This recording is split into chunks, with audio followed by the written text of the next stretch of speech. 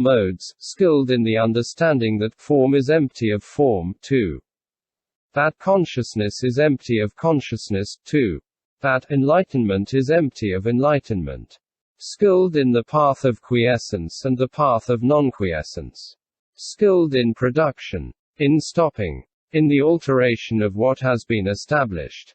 Skilled in greed, hate, and delusion, as well as in no greed, no hate, and no delusion. Skilled in views and in no views, in false views and not false views. 2.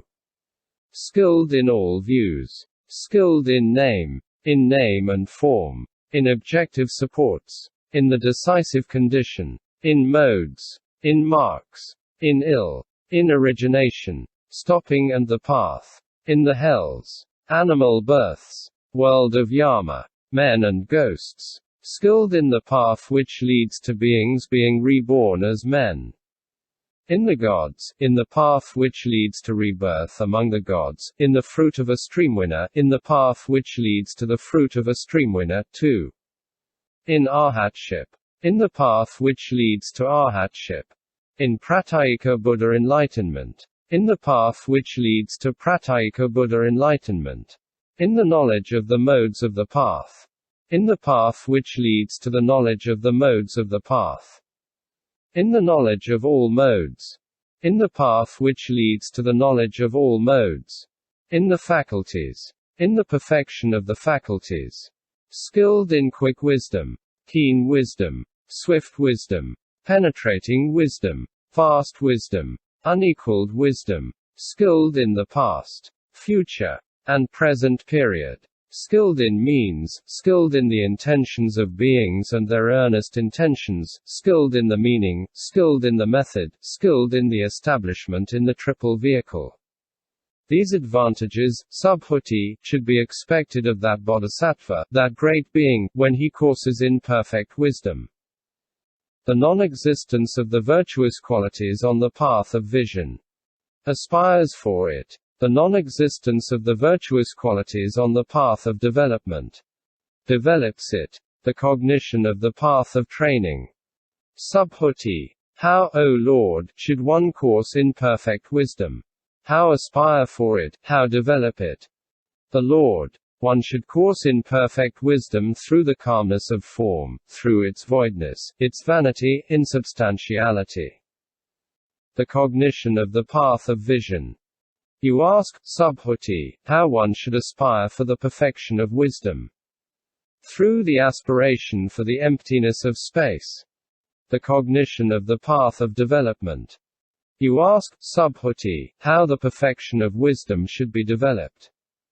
Through the undevelopment of development. The second discrimination of the object. The non-production of the thought of enlightenment. Subhuti. For how long must that bodhisattva course in perfect wisdom? The Lord. From the first thought of enlightenment onwards. The non-attention to the terrace of enlightenment. Until he is seated on the terrace of enlightenment, he should course in perfect wisdom, aspire for it, develop it. 3-4. The non-attention to the vehicle of the disciples and pratyeka Buddhas. Subhuti. Should one then course in perfect wisdom while giving opportunity to thoughts of another kind? The Lord. One should course in perfect as one who does not give an opportunity to other acts of attention, and so one should aspire for it, and develop it. The non-attention to full enlightenment. Without ever abandoning the attentions to the knowledge of all modes should one course in perfect wisdom, aspire for it, and develop it, but in such a way that the dharmas which constitute thought and its concomitants do not proceed. Subhuti. Well then one who courses in perfect wisdom, aspires for it, and develops it, reach the knowledge of all modes. The Lord. No, Subhuti. The development. Subhuti. Well then one who develops it reach it. The Lord. No, Subhuti. The non-development. Subhuti. Well then someone reach it who does not develop it. The Lord. No, Subhuti. Subhuti. Well then someone who both develops and does not develop reach it. The Lord. No, Subhuti. It is not considered as it really is. Subhuti. How then can he ever reach the knowledge of all modes? The Lord. As suchness. Subhuti. How suchness? The Lord. As the reality limit. Subhuti. How the reality limit? The Lord. As the Dharma element. The first discrimination of the subject. The conceptual existence of beings. Subhuti. How the Dharma element? The Lord. As the element of a self, of a being, of a soul, of a person. Subhuti. What then is the element of a self, of a being, of a soul, of a person?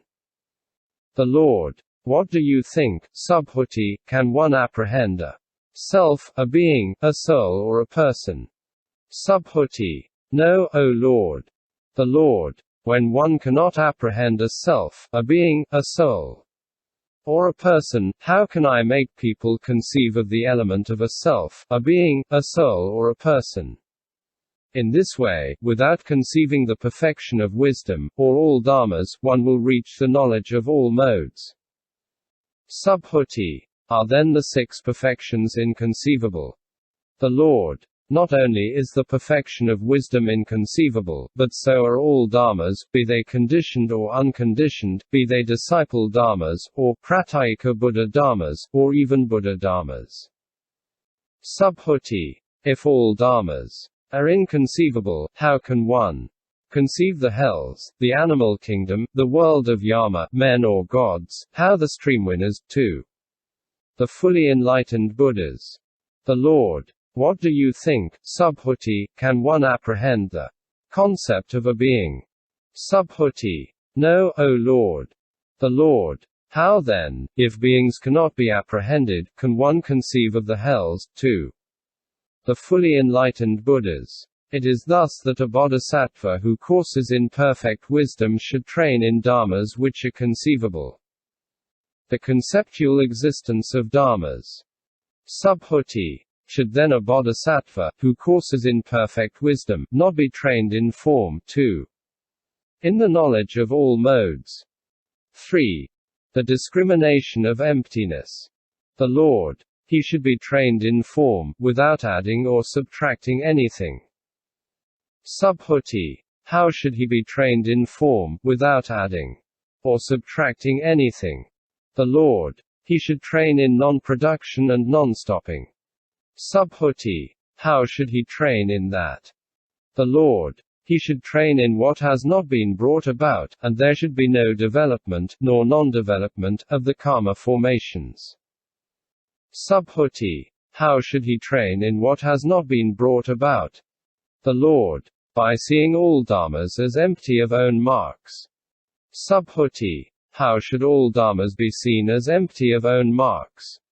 The Lord. Form should be seen as empty of form, too. Enlightenment as empty of enlightenment. It is thus, Subhuti, that the bodhisattva, the great being, who courses in perfect wisdom, should train in all dharmas as empty of own marks. Subhuti. If, O Lord, form should be seen as empty of form. 2. Enlightenment as empty of enlightenment, how can of a bodhisattva who courses place in perfect wisdom the coursing take? The Lord. A non-coursing is the bodhisattva's coursing in perfect wisdom. Subhuti. For what reason? The Lord. Because no perfect wisdom can be apprehended, no bodhisattva, no coursing, no one who courses, nor that whereby or wherein he courses. It is thus that a bodhisattva's coursing in perfect wisdom is a non-coursing in which all these discoursings are not apprehended. Subhuti. If the coursing in perfect wisdom is a non-coursing, how should a bodhisattva, who is a beginner, course in perfect wisdom?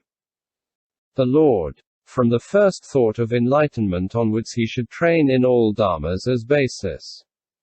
When he gives a gift, he should do so without taking anything as a basis. And so when he guards morality, 2, when he develops wisdom, 2, when he develops the knowledge of all modes. Subhuti. By what is there a basis, and by what is there not?